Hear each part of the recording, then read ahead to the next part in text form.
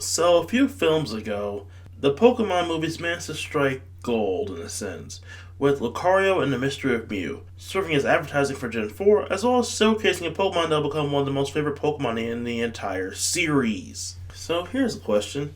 Can they make the same lightning strike twice? Well, unfortunately, no, it didn't. But I have to say they came pretty close, as this is my second favorite movie out of the whole Gen 4 series. Originally released in Japan on July 10th, 2010, and then in the US on February 5th, 2011, this is a 13th Pokemon movie, and it's not the unluckiest of a lot, unlike another famous 13 of a long running franchise that gets split into three parts that no one asked for. So, yeah, let's just get into our summary for this thing already. The new movie location for this movie is Crown City. During the Pokemon Bakur World Cup, basically think soccer, or if you're in Europe, which I highly doubt you have a European audience, football, but with Pokemon added extra rules and whatnot. During all of this, legendary Pokemon Suicune, Entei, and Raikou begin rampaging throughout the city. In truth, this is actually Zoroark in disguise using its illusion ability, who's causing all the destruction because his child Zora was abducted by the movie's main villain,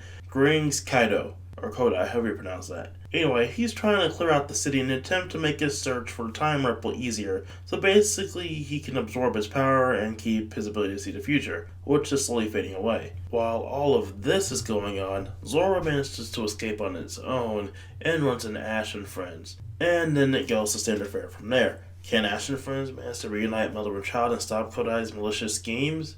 Well, they end up doing it in the end anyway, so why do I even ask that question? So let's talk about the main focal point of this movie, its villain in Kodai. Kodai is one of the most memorable villains for these movies in a long time. Hell, I don't even remember not Jafar's name. Zero's only interesting because of that airship and the AI thing, and Baron Alberto's only interesting because he's pretty much just Gaston. Just compare Gen 4 villains, I don't remember any villains from Gen 3. Except for Butler, who turned good at the end of it anyway, so it doesn't really matter. Oh, and there was the Phantom, who was also pretty enjoyable. It doesn't matter either.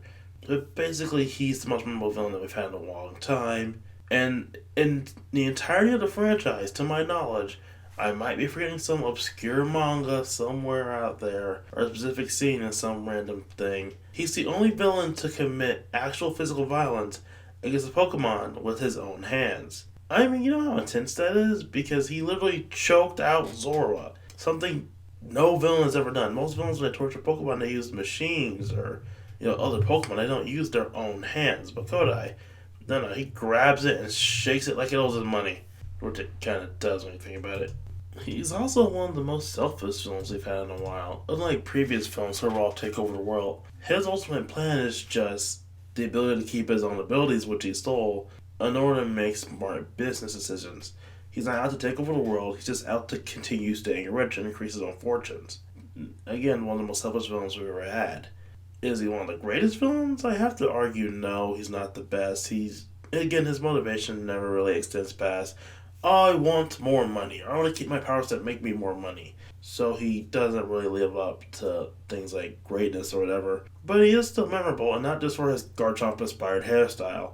I get it, it's because it's a shark. It's very subtle, whoever designed this character. And as for Ash and friends, who've been pretty worthless in the last movie, well, they actually do something important in this one. They don't really take center stage, since it's very much Zoroark's movie, similar to Mewtwo in the first movie. Ash and friends only borrow up the stage at various points, same case here. But they are still important to the plot for helping Zora with his character development from being a bratty little kid to being someone who's willing to sacrifice himself in order to protect the ones closest to him. Again, it's not that much of a change overall for Zora's personality, as he was still deep down in love, ultimately wanted to protect his mother, or mother figure, because it's somehow he's adopted. I don't know how that works. But at the end, Ash and friends were the ones that helped him make that major push of confidence that allowed him to be the one that ultimately helped defeat Kodai in the end. So, yeah, overall it's a very simple film.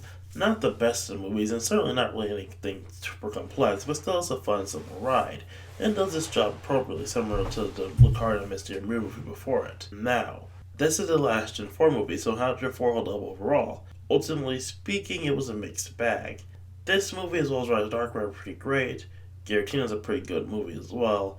And the last one, Arceus and the Jewel of Life, was supposed to be the basically the end of it all, was kind of worthless.